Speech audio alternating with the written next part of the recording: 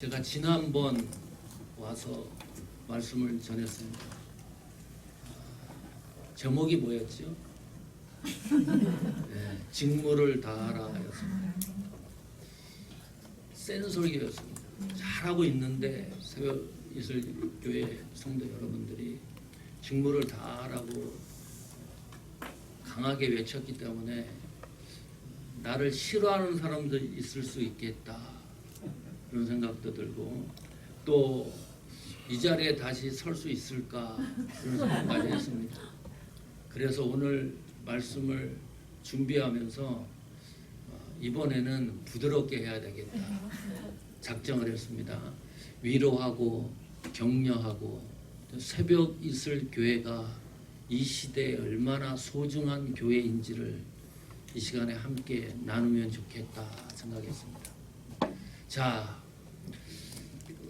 질문에 가슴으로 답해 보십시오. 새벽 이슬 교회가 이 땅에 존재해야 될 목적이 뭐지요? 왜 수많은 교회 가운데 새벽 이슬 교회이어야 하는가? 또다시 질문합니다. 왜 수많은 교회가 이 지구상에 있는데 나는 새벽 이슬 교회의 성도여야 하는가? 이 정체성에 관한 질문입니다. 로마서 1장 17절에 보니까 아주 유명한 성경 구절이기도 하지만 세계 역사를 일순간에 뒤바꿔 놓은 혁명적인 말씀입니다. 오직 의인은 믿음으로 산다. 이 말씀의 기초 위에 새벽 이슬 교회가 세워졌습니다. 인생에 있어서 가장 귀한 가치가 뭘까? 믿음이다. 가장 중요한 것이 믿음이다. 이 믿음은 의롭게 하는 믿음을 말합니다. 다시 말하면 구성론적인 믿음을 말합니다. 새벽이슬교회가 여기에 존재해야 될 이유는 구성론적인 믿음을 증언하고 선포하기 위해서입니다. 목적과 목표는 뜻이 비슷한 것 같지만 다릅니다. 목적은 궁극적인 지향점, 방향성을 말합니다. 마지막 종착역이 목적입니다. 목표는 그 목적을 성취해가는 많은 방법론들입니다. 그러면 새벽 이슬 교회의 성도 여러분은 새벽 이슬 교회의 존재론적인 목적, 하나님이 그것을 성취해 가기 위해서 붙여주신 동력자들입니다. 오늘 설교 제목이 뭐죠? 보편적 교회론적인 사명. 논문 제목 같죠? 제목을 정해놓고 보니까 그래요. 많은 교회가 있지만 제대로 알아듣지 못하는 경우가 있습니다. 말씀을 전해도. 그런데 적어도 새벽 이슬 교회는 오늘 저희가 함께 빌립보 교회를 통해서 주시는 이 교회적인 보편적 사명을 다시 한번 이 시간에 확인하는 시간이면 좋겠다 싶습니다. 성경에서 가장 이상적인 교회가 빌립보 교회입니다. 빌립보가 어디에 위치해 있죠? 지금 지역으로 말하면 불가리아하고 그리스 중간 지점에 위치한 지역입니다. 빌립보서는 옥중서신입니다. 바울이 감옥에서 쓴 편지입니다. 기쁨과 기뻐하라는 단어가 문장이 가장 많이 나오는 곳이 빌립보서입니다. 바울이 2차 선교 여행 도중에 개척한 교회가 빌립보 교회입니다. 바울은 아시아 전 지역을 복음화하는 비전과 목적이 있었습니다. 그런데 하나님이 바울의 비전과 선교의 꿈을 계속 통제하고 있었습니다. 이상한 일입니다. 사도행전 16장 6절에 보니까 성령이 아시아에서 말씀을 전하지 못하게 하시거늘 부르기아와 갈라디아 땅으로 다녀가 그랬습니다. 분명히 성경이 기록하기를 성령이 아시아에서 말씀을 전하지 못하게 철저하게 통제하고 있습니다. 여기 전하지 못하게 했다. 이 말은 금지시켰다. 어렵게 만들었다. 그 말입니다. 완전히 차단시킨 거예요. 그러면 사도 바울은 생각을 해야 돼요. 복음을 전하고 있는데 무엇이 이렇게 계속 막아지는 차단되는 현상을 느꼈기 때문입니다. 그런데 바울은 포기하지 않습니다. 이 아시아권 선교를 꾸준하게 지속시키려고 애를 씁니다. 사도행전 16장 7절 보십시오. 무시아 앞에 이르러 비두니아로 가고자 애쓰되 예수의 영이 허락지 아니하시는지라. 16장 6절에서는 성령이 말씀을 전하지 못하게 막았고, 사도행전 16장 7절에서는 예수의 영이 허락지 아니했습니다. 그런데 바울은 어째요?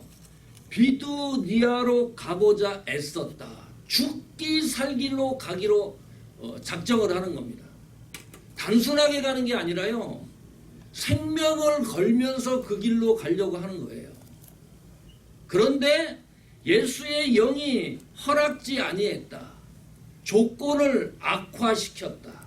도저히 갈 수 없게 철저하게 방어하고 막았다는 말입니다. 두 가지 의문점이 있어요. 왜 하나님은 사도 바울이 꿈꾸는 아시아 지역 복음화를 막고 계셨을까? 또 하나 의문점은 바울의 입장입니다. 왜 바울은 하나님이 막는 선교 일을 그렇게 포기하지 않고 꾸준하게 하려고 했을까? 이 두 가지 의문점이 해결이 돼야 됩니다. 자, 바울은 1차 선교 여행을 아시아 지역으로 갔다 왔어요. 야, 이 선교가 되는 거예요. 가능성을 인지했습니다. 이 지역은 선교의 장이라고 생각을 했어요. 두 번째 선교 여행을 또 떠났습니다. 그 가능성이 두 번째 선교 여행에서 가시적으로 눈앞에까지 온 거예요. 전 아시아권 선교가 가능해지겠다. 그래서 최선을 다해서 전 아시아권 선교를 위해서 바울이 애를 씁니다. 이 바울은 안디옥 교회에서 파송한 최초의 선교사입니다. 교회의 선교를 보고해야 되잖아요.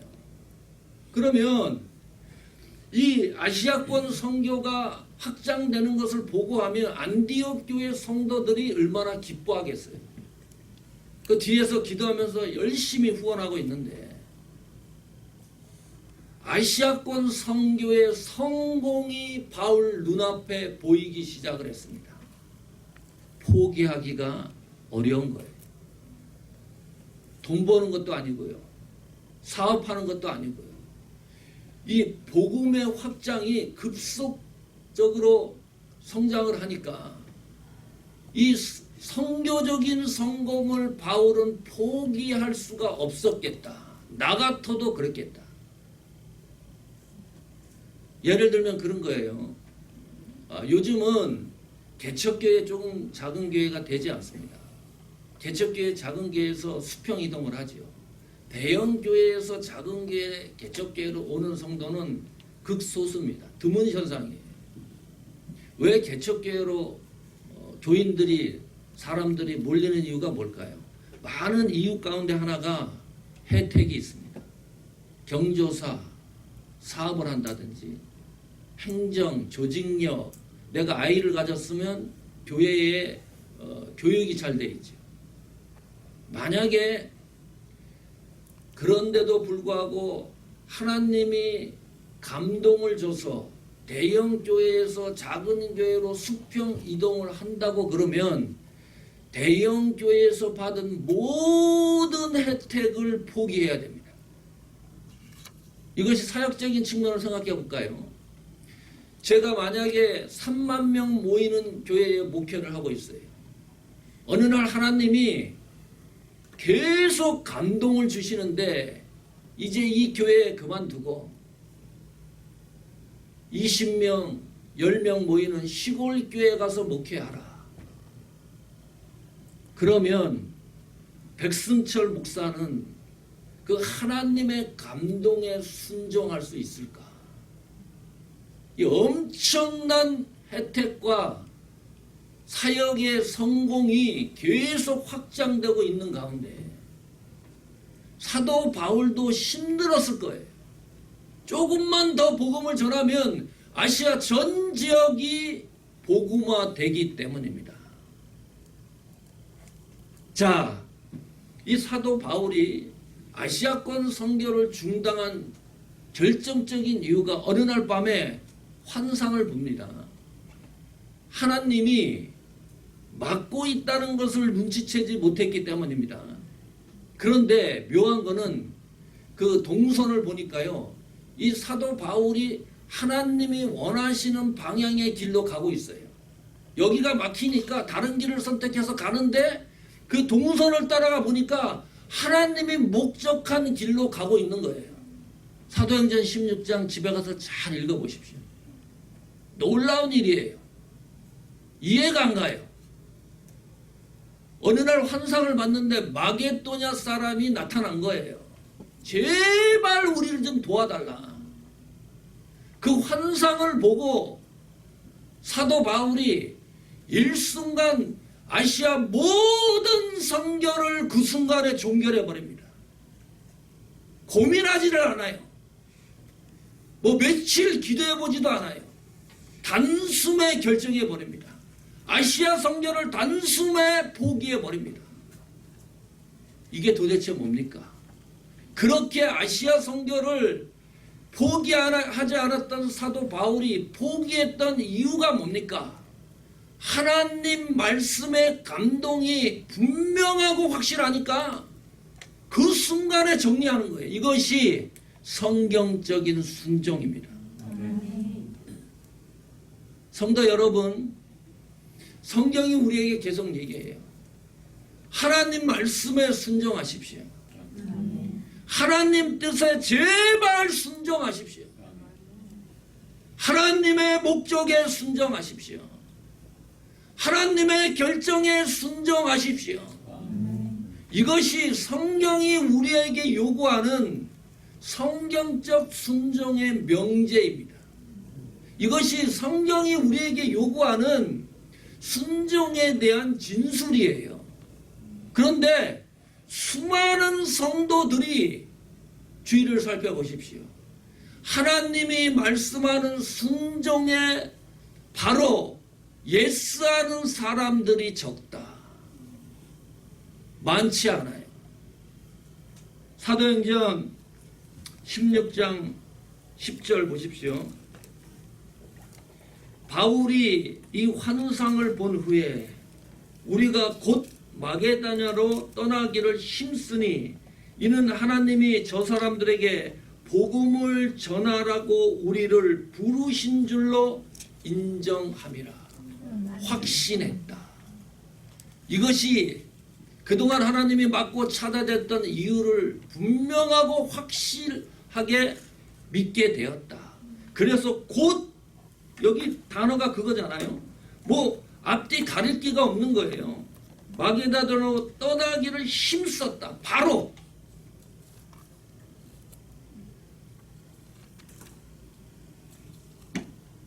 적어도 사도 바울은 하나님의 감동 앞에서 자신의 선교적 성공도 포기하고 내려놓을 줄 아는 순종의 인물이었습니다. 자, 이제 마게도냐로 가는 거예요.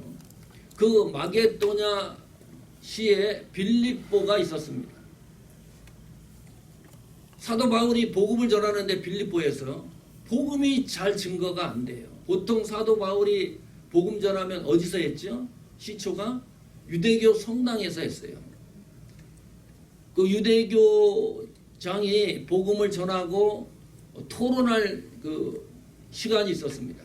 그럼 바울은 그때 일어나서 예수 그리스도의 복음을 증거하는 거예요. 구성론적인 복음을. 유대인들은 구성론적인 복음을 믿지 않는 사람들이니까. 그래서 사도 바울의 생명의 위협도 느끼고 도망도 갑니다. 빌립보 마게도니아 지역에서는 그런 일이 없어요. 어느 날 안식일 날 기도 처소를 찾으러 나갔습니다. 강가를 따라서 쭉 걸어가는데 한 무더기 여성들이 모여 있었습니다.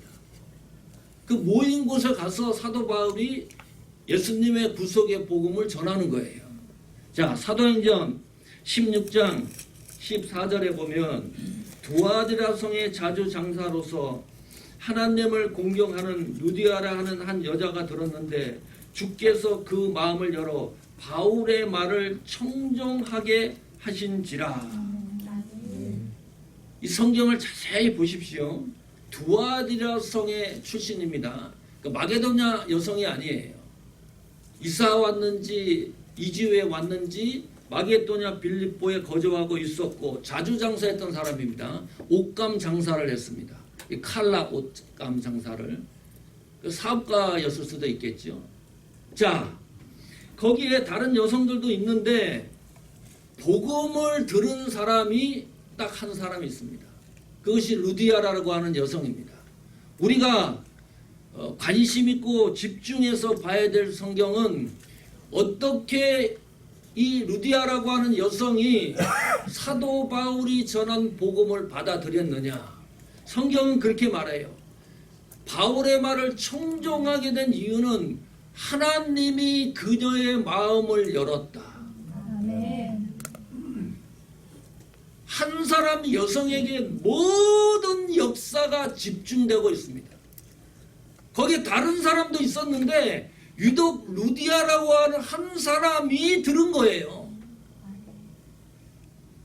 그 듣게 된 이유가 하나님이 하신 일입니다. 옛사람이 볼 일이 아닙니다. 그래서 루디아 가정에서 드디어 빌립보 교회가 개척이 되는 거예요. 이 빌립보 교회가 왜 대단한 교회예요? 유럽 최초의 교회입니다. 하나님은 어떤 계획을 갖고 있었냐 하면 유럽을 복음화시켜서 그 복음이 로마로 향하고 그 복음이 로마로 향해서 전 세계로 복음이 확산되어져 가는 그 어마어마하고 거대한 목적을 갖고 있었습니다. 그렇다면 이 빌립보 교회는 하나님의 목적을 성취하기 위해서 존재하는 교회였습니다. 왜요? 빌립보 교회가 필요했기 때문입니다. 하나님의 목적을 이루기 위해서 하나님이 필요로 하는 교회이어야 했기 때문입니다. 유럽의 시초의 최초의 교회의 시작을 하나님이 반드시 빌립보 교회가 필요했기 때문에 루디아라고 하는 여성을 하나님에 의해서 감동에 의해서 보내주신 겁니다. 질문합니다. 여러분 가슴 속에 새벽 이슬 교회에 출석하고 있는데 오늘 루디아의 마음을 열어 하나님이 보내주신 것처럼 그런 심정이 아직도 살아 있습니까? 그것이 은혜입니다. 저는 잊지 못하는 동력자가 있습니다. 우리 목사님도 그렇고 새벽이슬교회가 개척 초기에 가정에서 시작을 했죠. 3년 동안을 사모하는 교회를 준비를 했습니다. 1년을 거의 우리 두 애들 와이프 데리고 가정 예배를 드렸습니다.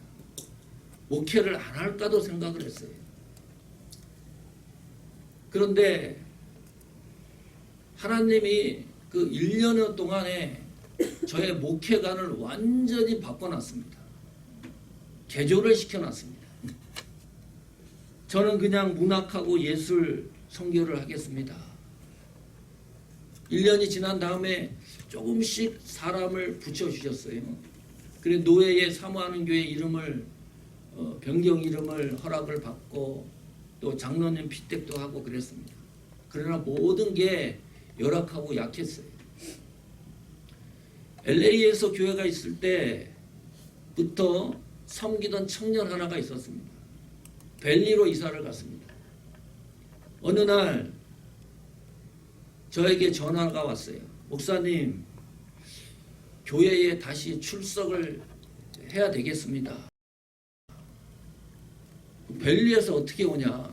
자동차도 없는데 버스를 갈아타고 오는데 3시간이 걸려요.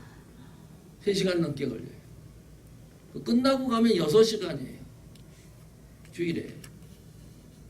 이 친구 청년을 보면 저는 하나님이 살아계시다. 도저히 내 생각으로 내 판단으로는 불가능한 거예요. 회복이 되는 게. 그 속 얘기를 하면 여러분 깜짝 놀랄 거예요. 그런데 하나님이 조금씩 회복을 시켜나가요. 요한복음 10장 15절에 보니까 나는 양을 위해 목숨을 버리노라 그랬습니다. 어떤 목사님이 목회관을 얘기한 게 아니고 예수님이 말씀하시는 목회관입니다. 또 한 번 깜짝 놀랐어요. 예수님이 목숨을 버리는데 복수, 양들을 위해서 목숨을 버리는 게 아니라 단수. 나는 뭐예요? 양을 위하여 목숨을 버리노라. 영어 성경에는 정관사 더가 붙어 있습니다. 하나님이 나에게 맡겨주신 한 마리 양을 위해서 나는 생명을 건다. 이게 목회래요. 하나님이 알게 해주신 거예요. 그 전에는요, 숫자가 불어나는 것이 목회의 성공이라고 생각을 했어요. 어찌하든지 교회 사이즈가 커져가는 것이 목회의 성공이라고 생각을 했어요. 거기에 목적과 초점을 맞췄어요.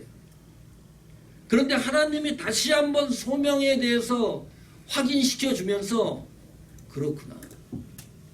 목회는 한 사람에게 생명을 거는 거구나. 100명의 양이 있어요. 한 명의 양이 이탈을 했습니다.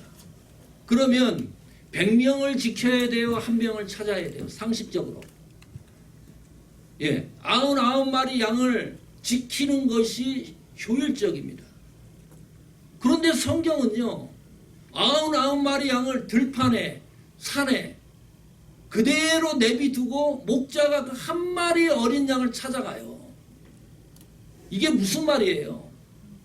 99마리는 들판에, 산에 그냥 내버려둬도 우리 안에 가두어 놓지 않아도 거기에 이탈할 수 없다는 것을 성경이 증언하는 거예요. 그러니까 한 마리 양을 찾으러 가지요. 들판에 내버려 두고. 도대체 이게 무슨 말이에요? 새벽 이슬교회 성도 여러분, 여러분들은 이 새벽 이슬 교회에 유익한 한 마리 양이 되시기를 축원합니다. 다수의 양이 아니라 한 마리 양의 존재가 되기를 축원합니다. 그런 심정으로 교회를 사역하십시오. 그것이 성경적인 교회관입니다. 내가 양을 알고 양이 나를 아는 관계예요. 한 사람을 다수처럼 여기는 사역이에요. 다수가 한 사람처럼 여기는 것이 아니라 나 한 사람 한 사람들이 다수처럼, 그것이 모이면 다수가 되는 거예요. 그러니까 99마리가 도망가지 않는 겁니다. 저는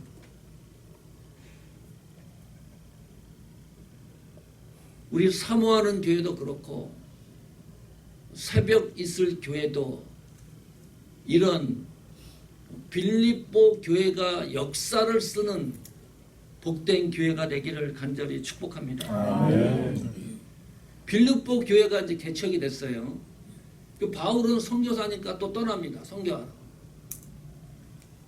옥중에서 편지 한 통을 써서 보낸 게 빌립보서입니다. 빌립보서 4장 1절에 보면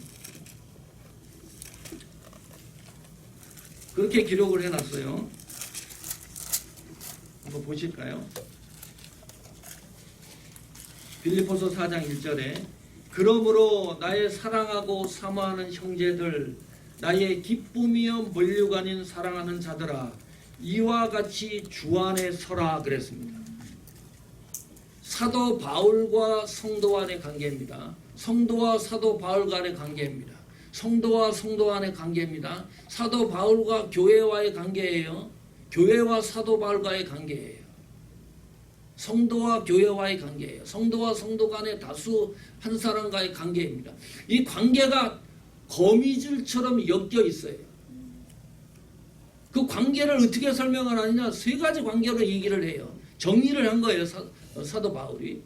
첫 번째 관계는 사모하는 관계다. 우리는 사랑하는 관계다. 두 번째 관계는 기쁨의 관계다. 세 번째 관계는 면류관의 관계이다. 우리 공동체는 훗날에 하나님이 주시는 상급과 연결되는 관계이다. 왜 빌립보 교회가 이상적인 교회인가요? 이 빌립보 교회는 성도 간의 관계가 튼실한 교회였습니다. 목회자와의 관계가 아주 든든한 교회였습니다.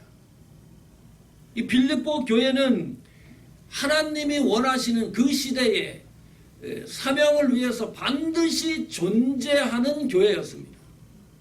빌립보 교회는 신학적으로 교리적으로 문제를 일으키지 않은 교회였습니다. 선명하고 깨끗한 교회였습니다. 제가 아까 새벽이슬교회의 존재론적인 목적에 대해서 얘기를 했습니다. 저는 이 교회 담임 목사도 아니고 성도도 아닙니다. 제3자가 본 거예요. 제3자가 보는데 특이하다. 이 새벽이슬교회는 하나님의 존재론적인 목적이 선명하고 깨끗하게 드러나는 교회다. 아멘. 이것이 은혜입니다. 아멘. 또 이 빌립보 교회는 부족한 것이 있었지만 복원하는 능력이 있었습니다. 문제없이 회복하는 능력이 있는 교회였습니다. 또 이 빌립보 교회는 선교의 최초 기초를 닦았던 교회입니다. 이보다 더 좋은 교회가 성경에 어디 있을까? 자, 그러면 이 빌립보 교회를 향하는 바울의 심정을 통해서 보편적인 교회론적인 사명을 다시 한번 확인하려고 합니다. 그 첫 번째 빌립보서 1장 8절에 보니까 내가 예수 그리스도의 심장으로 너희 무리를 어떻게 사모하는지 얼마나 사모하는지 하나님이 내 증인이시니라. 최소한 교회는 예수 그리스도의 심장이 뛰는 교회이어야 한다. 아멘. 최소한 성도라면 예수 그리스도의 심장이 뛰는 성도이어야 한다. 이 문맥상으로 그런 거예요. 사도 바울은 심장이 있는데 자기 심장이 아니라 예수 그리스도의 심장입니다. 무슨 말이에요? 심장을 이식했다. 내가 예수님의 심장으로. 맞는 말 같아요.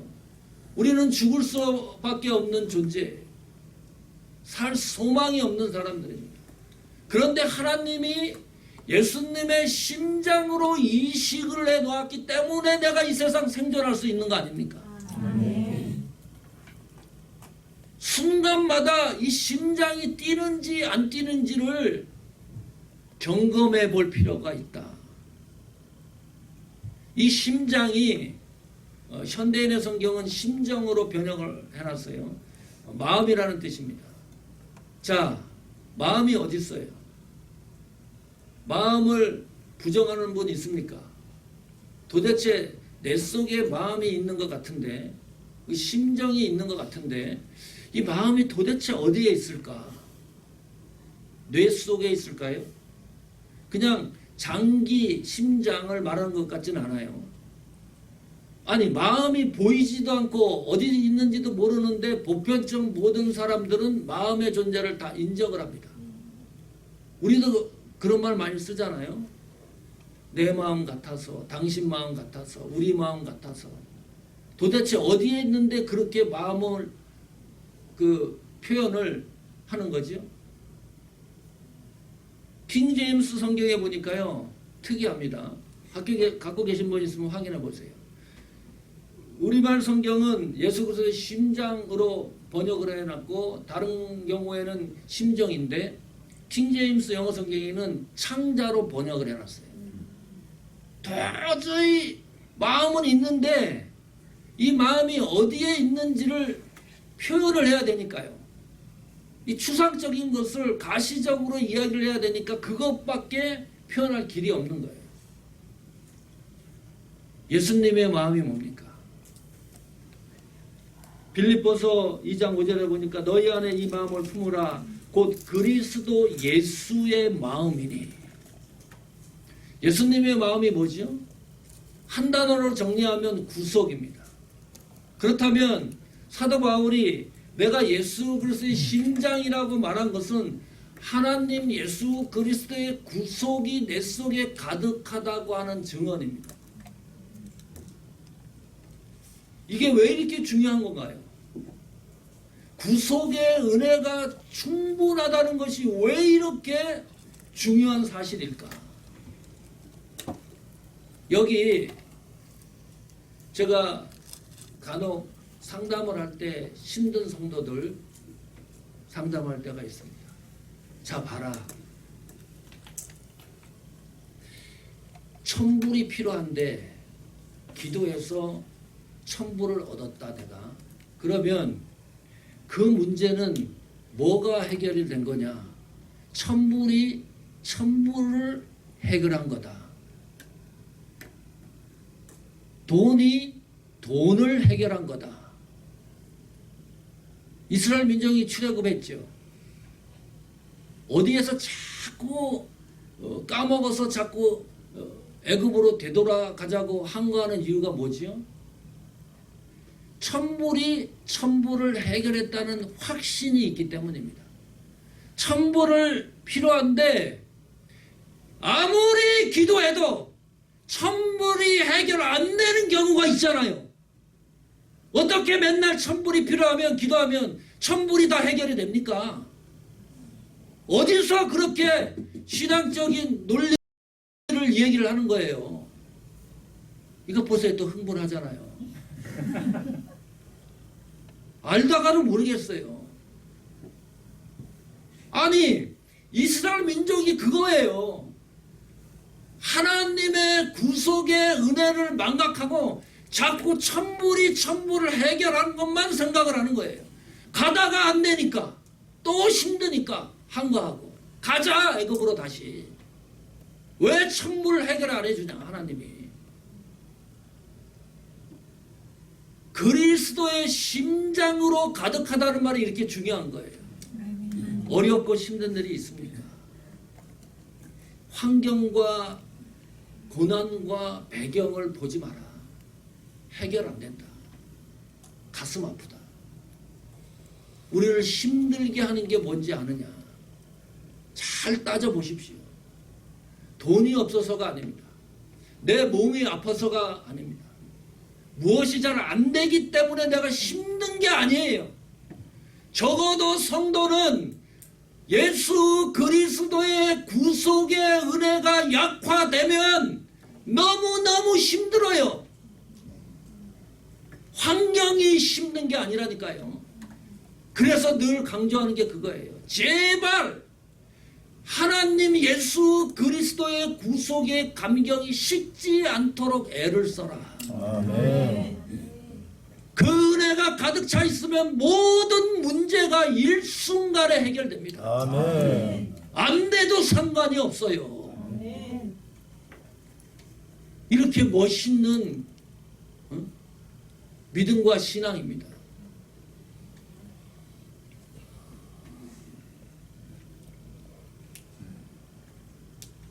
저는 새벽이슬 교회가 어떤 성도들이 들어오든지 이 공간에 들어오면 예수님 심장으로 수술을 하는데 100% 성공률을 자랑하는 교회가 되기를 축원합니다. 아멘.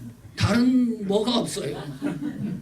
그게 하나님이 최고의 우리 성채원 박사님 계신데 예. 너무 좋습니다. 100% 성공률 자랑하는 교회가 되게 해 주십시오. 이렇게 기도하십시오. 아멘. 두 번째, 사랑을 실천하는 교회입니다. 어떻게 또 얼마나 사모하는지 그랬거든요. 이 사랑하다, 사모하다, 그리워하다. 에피포더가 여기서 나왔어요. 우리 교회도 이 빌립보서 1장 8절의 말씀으로 그 기초 위에 세워진 교회입니다. 그런데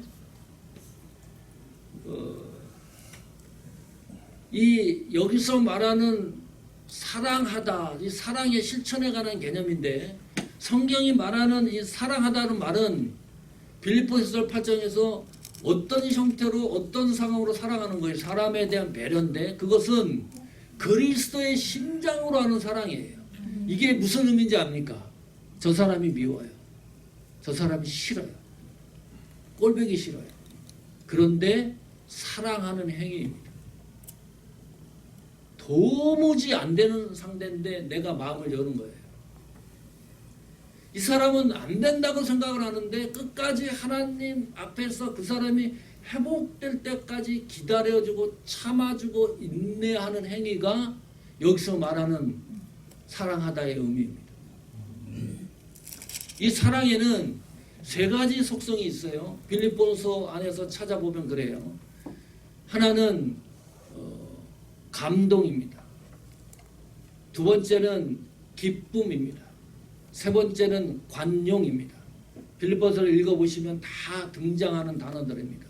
이 세 가지 단어가 사랑의 요소인데 그 사랑의 요소가 사랑을 실천하는 방식이기도 합니다.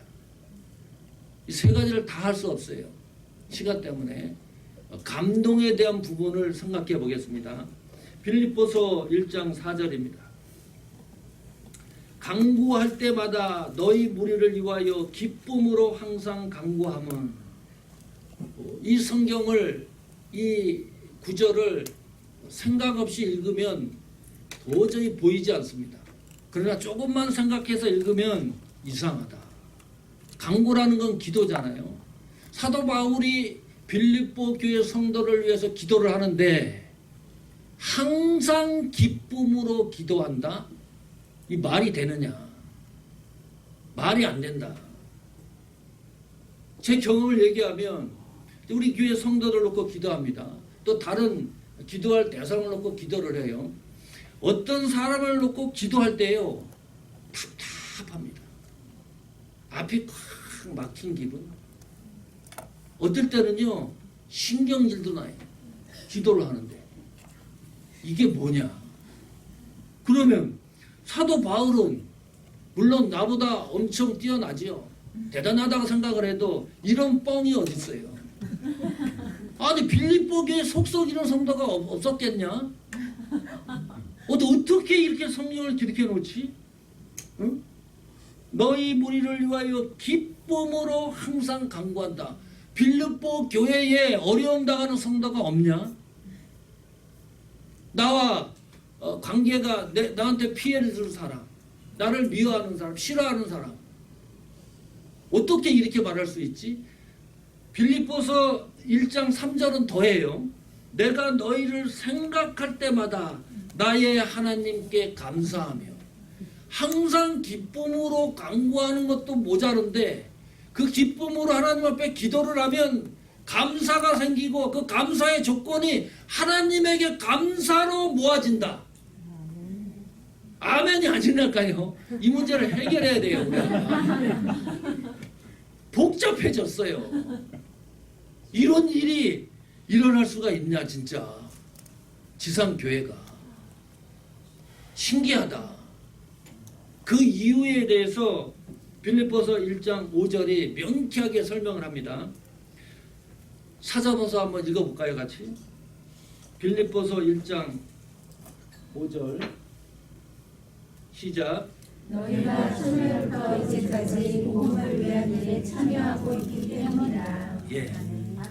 제 성경은 첫날부터 이제까지 복음에서 너희가 교제함을 인함이라. 잘 보십시오. 빌립보 교회가 개척하고 나서부터 지금까지예요. 중단된 게 아닙니다. 뭐 이것이 가다가 어떻게 삐기덕삐기덕한 것도 아니고요. 빌립보 교회가 개척됐던 그 시작점부터 지금까지 복음 안에서 교제가 있었기 때문에 가능하다. 식사를 하고 있는데 한 집사님이 얘기를 하는 거예요. 전혀 물어보지도 않았어요. 그런데 고난당하고 힘든 이야기를 하는 거예요. 너무 힘들다. 지치고. 그러면 그 이야기를 듣는 공동체 성도들은 와, 저 집사님은 저것이 약점이구나. 비방의 요소라고 생각하지 않습니다. 기도를 하겠지. 제대로 된 성도라면. 기도를 하는데요. 그 여집사님이 하나님 앞에서 그 문제를 해결하려고 애쓰고 수고하는 것이 눈에 들어오는 거예요. 처절하게 하나님 앞에서 문제를 해결하려고 모든 것을 다 거는 모습을 보게 되는 거예요. 그 집사님을 위해서 기도를 합니다. 상황을 보면 모든 사막이 막힌 답답한 현실이에요. 그런데 어느덧 기도를 하는데 집사님에게 힘을 주십시오. 이겨내는데 집사님에게 은혜를 주십시오. 분명히 이 문제는 복잡한 문제인데 왜 기도하는데 내 속에 기쁨이 있는 것일까요? 묘하지 않습니까? 다 경험하는 거잖아요. 그냥 그분을 위해 기도하는데 상황은 이거는 너무너무 복잡한데 내 속에 하나님 앞에 기도하는데 기쁨이 있어요. 감동이 있어요. 그 기쁨과 감동이 거기서 끝나는 게 아니라 하나님 앞에 감사가 된다니까요. 이게 무슨 말이에요 도대체. 빌립보 교회 성도 한 사람 한 사람들이 복음 안에서 감동의 스토리가 있었다는 증거입니다. 그래야지만 문맥이 맞아요. 항상 기쁨으로 기도한다.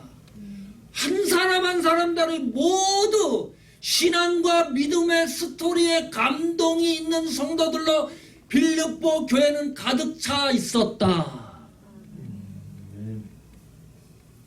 새벽 이슬 교회도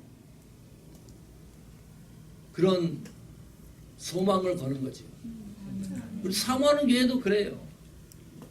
한 사람 거기에 한 사람 나보다도 없었다는 거예요. 아니 사도 바울이 빌립보 교회 100명의 성도가 있는데 한 두 사람만 놓고 기도했을까요? 양심상? 아무리 봐도 그러진 않을 거예요. 그 100명의 성도가 있었다 그러면 100명의 성도 한 사람 한 사람에 다 믿음의 신앙의 스토리가 있는 거예요. 그러니까 고난당하고 환난당하고 있었더라도 그 성도를 놓고 기도를 하면 기쁨이 생기고 감사가 생기고 힘이 생기고 이래 되는 거예요.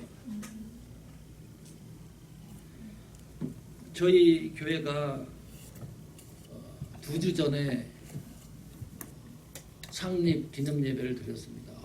이 새벽 이슬 교회 목사님 또 공동체 너무 그 사랑을 받았습니다. 헌금도 보내주시지요. 떡도 맞춰주시지. 전혀 예상치 못했는데 또 사랑구역에서는 카드를 보내주셨는데 제가 여기 다 갖고 다녀요. 요거는 교회에서 보내주신 거고 요거는 사랑구역에서 보내주셨는데 글씨를 얼마나 또 또리방 이쁘게도 쓰고 이 내용을 보니까요 이렇게 써놨어요. 그리스도의 은혜를 아는 것과 믿는 것에 하나가 되어 하나님의 모든 충만하신 것으로 충만하여지는 하나님의 역사하심이 최고로 넘치는 세상에서 가장 부유한 사모하는 교회가 되십시오. 아멘. 김수연 집사님 오셨어요? 안 오셨어요, 목사님? 손 한번 들어보세요. 구역장이에요. 네. 야, 나는 이거 읽어보고요. 충만하여지고 차고 넘치고 가장 와 이렇게 되기를 기도했습니다. 이걸 읽고서 이보다 강력한 교회가 세상 천지 어디 있을까? 떡이 보니까 주님 오시는 날까지 구원의 방주로 쓰임받는 교회가 되십시오. 야, 구원의 방주로 성공하는 것이 교회의 존재론적인 목적이다. 윤양호 성도님, 집사님이세요? 성도님, 야, 한번 예, 뭐 안 드셔도 됩니다. 제가 대략 그 짐작을 하니까 또 여기 보니까요. 굳건한 믿음 위에 서는 교회가 되시기를 간구드립니다. 읽으면서 네 그렇게 되겠습니다. 속으로 그렇게 화답을 했어요. 여기 또 보니까요. 새벽이슬교회 사랑구역에서 목사님께 작은 성의로 가로 열고 부족하지만 가로 닫고 표했습니다. 카드가 있었어요. 돈 카드입니다. 이걸 어떻게 쓸까 엄청 고민했습니다.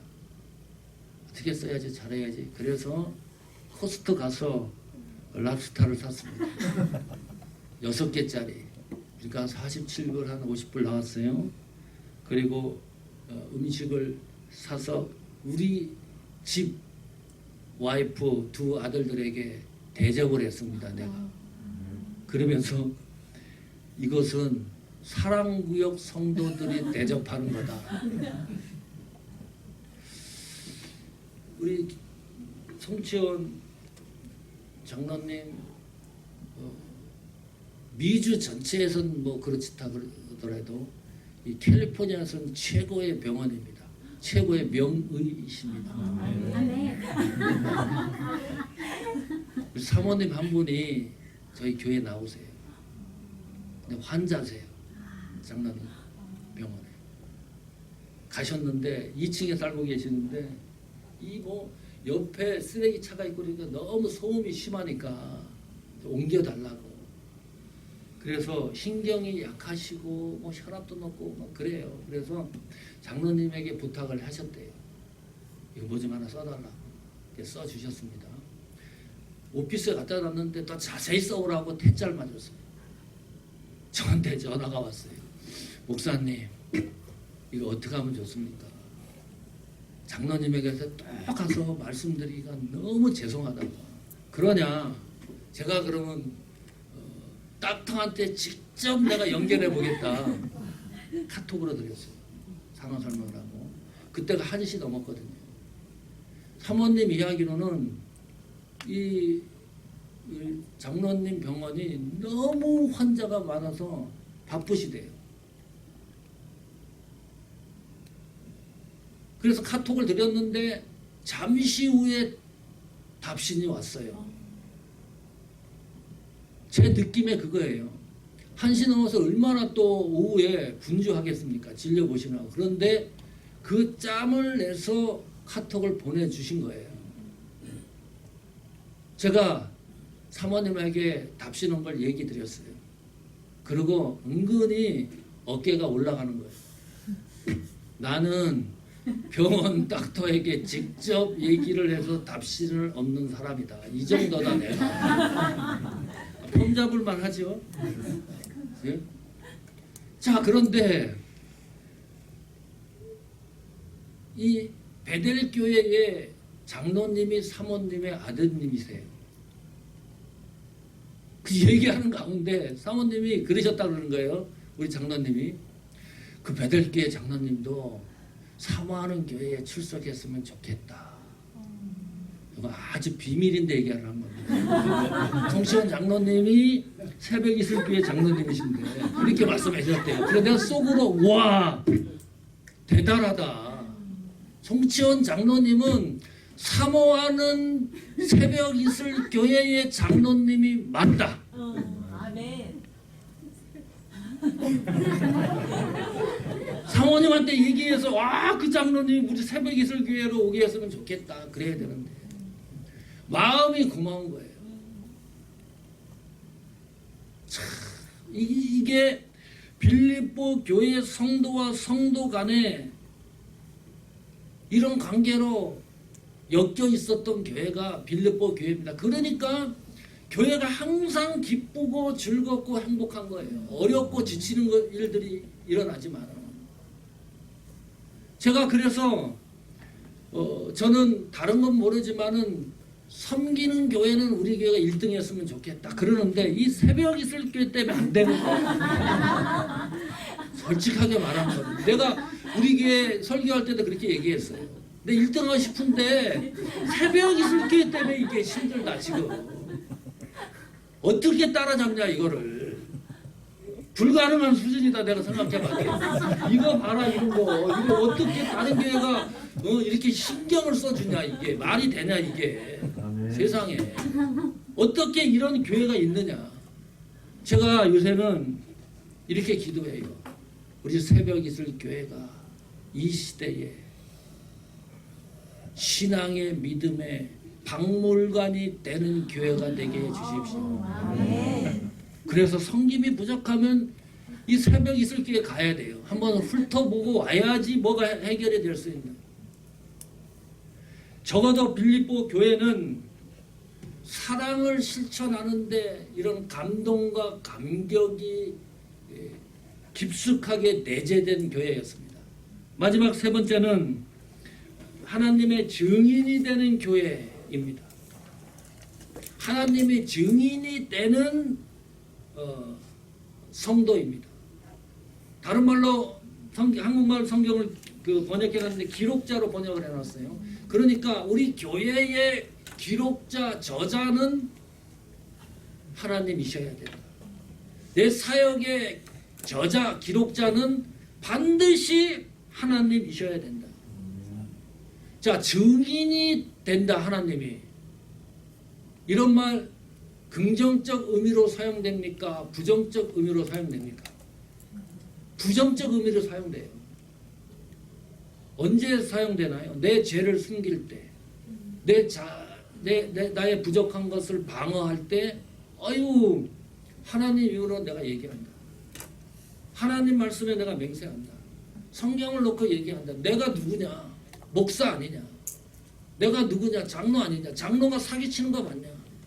목사가 사기치겠냐? 진짜다 이거. 부정적 의미로 많이 사용이 돼요. 제가 이 성경에 신문에 기사 났던 거를 꼭 가지고 다닙니다. 이게 1999년 8월 26일자 중앙일보 기사예요. 한 22년 됐죠. 지금으로부터. 이때 무슨 일이 있었냐면요. 한국에서요. 청문회가 있었습니다. 이 무슨 온노비 청문회라 그래가지고 부정청탁을 받은 사람들이 줄줄이 나와가지고 청문회가 며칠 동안 사흘간 지속이 됐습니다. 그런데 청문회 나온 사람들 너무 특이해서 제가 이걸 갖고 다녀요. 나온 사람 족족 교회를 다니는 사람들이네. 어찌게 된 일인지. 뭐 한 명이라도 좀 안 다니는 사람 있으면 좋은데 나오는 사람 족족 그래요. 그래서 이 사람이 기사를 쓴 이 분이 교회를 다니는 사람인지 아닌지는 모르겠는데 이런 기사를 썼어요. 들어보세요. 헌데 승리로운 것은 십계명을 잘 지키지 않는 사람일수록 하늘과 하나님을 자주 들먹인다는 점이다. 하늘의 맹세코 하나님의 이름을 걸고 따위의 전제가 그렇다. 또 여기 보니까요. 모두 독실한 신자임을 자처한다. 나와서 얘기하는 건 나는 뭐 장로다. 내가 이 성경에 손을 얹어놓고 내가 솔직하게 얘기한다. 똑같은 사안을 놓고 하는 말들이 서로 달라. 어느 한쪽은 거짓말이 분명한데도 하나님의 이름을 걸고 성경에 손을 얹고 증언하건대 자기가 옳다고 강변한다. 하나님을 내세우면서 거짓이 난무하니 하나님이 내려다본다면 정말 기가 찰 노릇이다. 이거를 칼럼을 쓴 이분이 목사 수준보다 낫다니까요. 깜짝 놀랐어요. 보세요. 자, 그러면서 거짓말을 해도 하나님은 자기 편일 것이라고 믿는다면 착각도 이만저만이 아니다. 그것은 하나님을 욕되게 하고 기독교를 조롱하고 모든 신도를 분노케 하는 행위일 따름이다.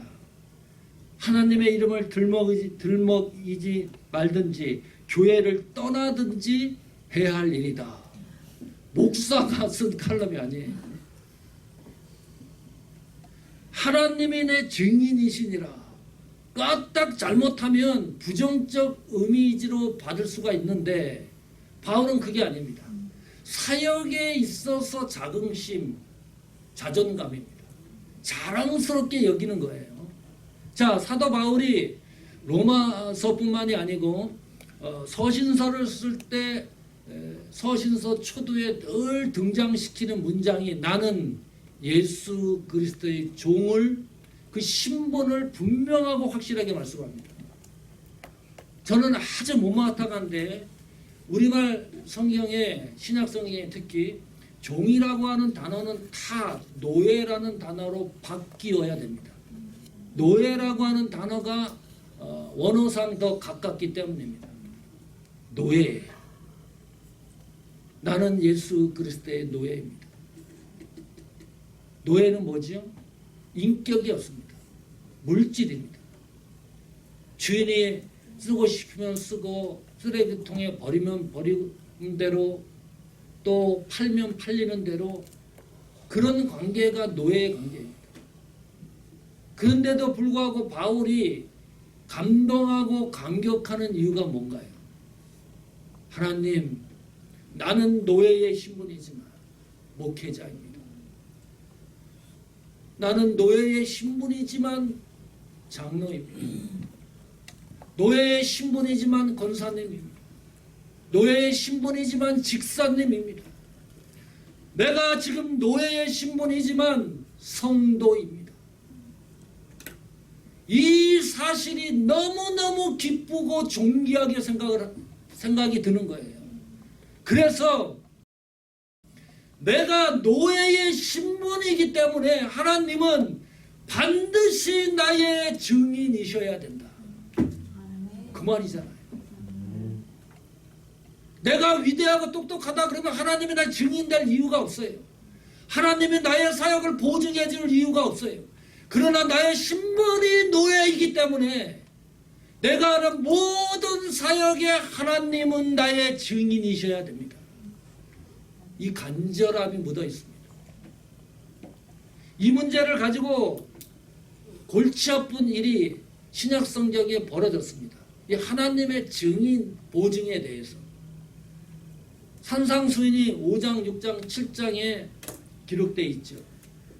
7장이 마지막 결론이에요. 예수님에게 많은 사람들이 와서 물었습니다.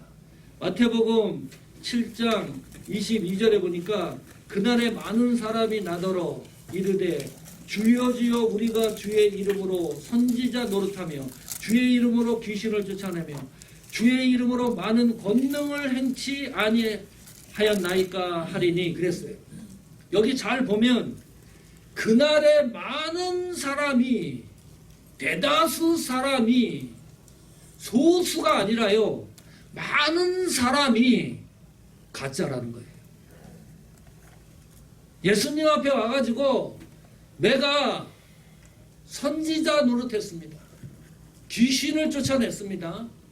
권능을 행했습니다. 이 세 가지 요건이 뭐지요? 초자연적인 역사입니다. 신비한 거예요. 보편적, 이성적, 합리적 그 관념과 생각으로는 생각할 수 없는 일들을 한 사람들입니다. 그리고 매 내용마다 주의 이름으로 선지자 노릇했다. 주의 이름으로 귀신 쫓아냈다. 주의 이름으로 권능을 행했다. 이 정도면 예수님이 칭찬을 해줘야 되는데 칭찬하시는 것이 아니라 도무지 모른다. 불법을 행한 자들아. 법을 어겼다. 예수님 이름으로 사기를 쳤다. 나는 너를 도무지 모른다는 거예요. 떠나가라고. 그래 말씀했어요. 이게 무슨 말입니까? 초자연적인 신비, 거대하고 웅장한 것으로 그것이 하나님 일이라고 판단할 수 없다. 아무리 엄청난 일이 일어나도 그것으로 이것은 하나님이 하신 일이라고 판단할 수도 없다. 하나님이 하신 일이라고 보증할 수도 없다. 그렇다면 하나님이 증인 서는 사람의 특징이 뭡니까? 그 사람은 하나님 뜻대로 행하는 사람입니다. 간단한 것 같죠? 그 하나님 뜻대로 행하지 않으면 하나님 나라도 갈 수 없다고 말씀합니다. 그 사람이 반석 위에 집을 짓는 사람이에요. 그러니까 신비적이고 초자연적인 일이 중요한 것이 아니라 하나님 뜻대로 행하는 것이 중요한 거예요.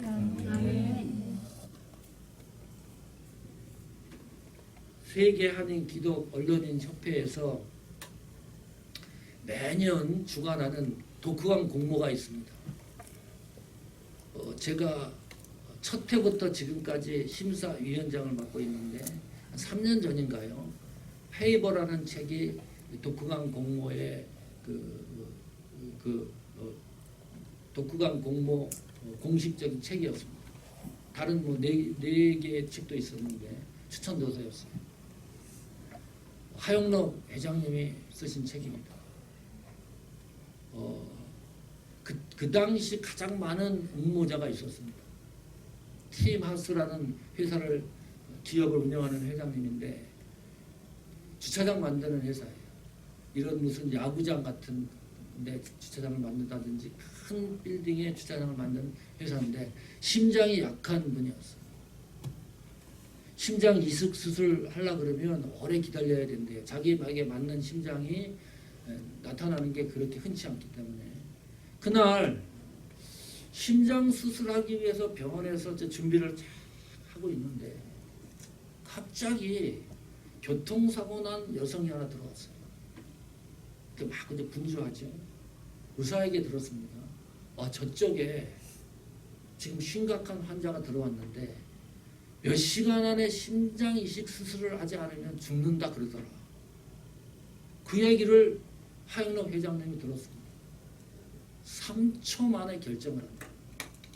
자기에게 근데 그 심장이 하영록 회장님이 이식하기로 한 그 심장과 조건과 모든 것이 딱 맞는 거예요. 3초 만에 결정을 해서 그 심장을 갖다가 그쪽으로 포기를 합니다. 한 달 후면 이 하영록 회장도 어떻게 될지 모른다 그래. 의사들의 그 진단이. 그러니 너 미쳤다. 왜 이걸 갖다가 그쪽으로 이 심장을 갖다가 보내주느냐. 그 결정을 3초만 했는데 그것이 하나님 뜻이기 때문에 결정했다는 거예요. 그 하영록 회장님이 얘기하는 거예요. 그럼 하나님 뜻을 어떻게 결정을 하느냐. 하나님의 뜻인지 아닌지를 어떻게 결정하는 기준이 뭐냐 도대체.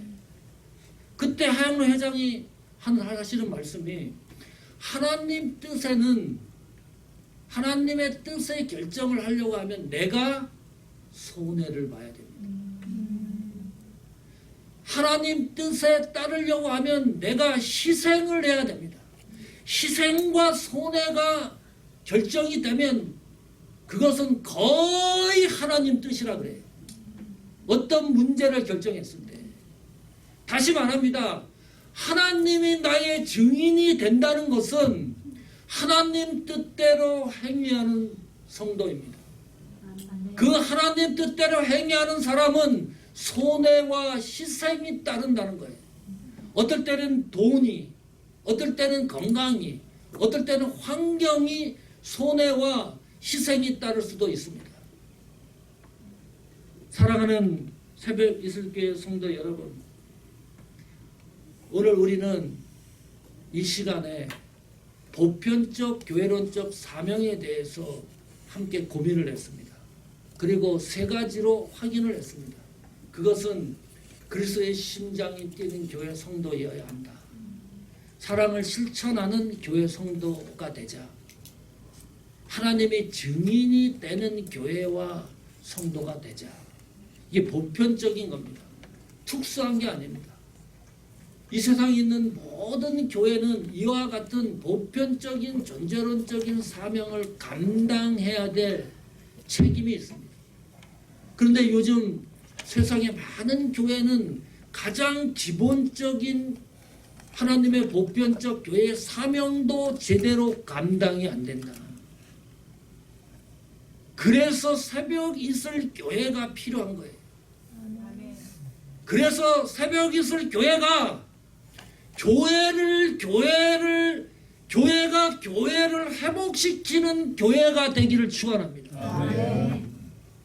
가장 기본적인 성도의 사명과 교회적인 존재론적인 목적을 회복시켜 나가는 교회가 되기를 축원합니다.